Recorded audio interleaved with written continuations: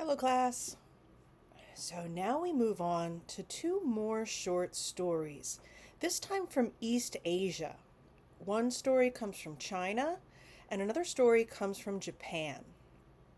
These stories are from a later point in history than the stories we just read that were realist. These stories would be considered modernist. Now, the modernist era lasted from the 1890s to about the 1940s or 50s.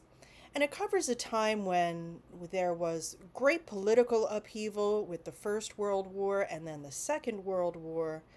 The modernist time also saw a lot of technological advancement in telephones and also transportation. And that caused the world to just start to move much more quickly. This also caused individuals to start to feel alienated from the world around them, and we see that expressed a lot in literature, especially the poetry from this period. And the poetry we'll read in our next section. So, our first short story comes from China, and it's by author Lu Xun.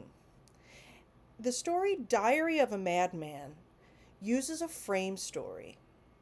That's when there is a story inside of another story.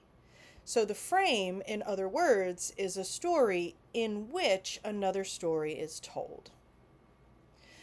The frame narrator of this story tells us that he discovered the diary of a man who had gradually lost his mind. Then we read the diary, the inserted text, and we can see the progression of the diary writer's madness. One question this story raises is, what if this madman is not so crazy after all? What I mean is, this story can be read as an allegory, meaning it would have a second layer of meaning.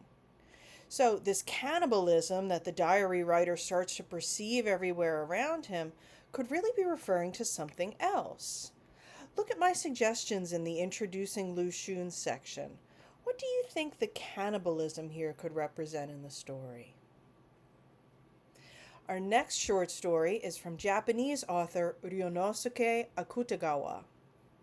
He's known for his short stories, and this story, In a Grove, was later made into a film by the famous Japanese film director Akira Kurosawa, and his film was called Rashomon. So in this story, In a Grove, we have different accounts of the same crime, as if we, the readers, are the investigator or the magistrate interviewing different people and evaluating their testimonials. It's up to us to figure out what really happened. We have to analyze each individual testimonial and think about how that person could be biased if we're going to figure out what really happened. The police may be biased against Tajumaru. The girl who shows up at the Shimizu temple might be lying. The mother of the girl would be biased toward her daughter and would want what's best for her. While the other testimonial is from a medium, meaning it's from a person who supposedly speaks to the dead.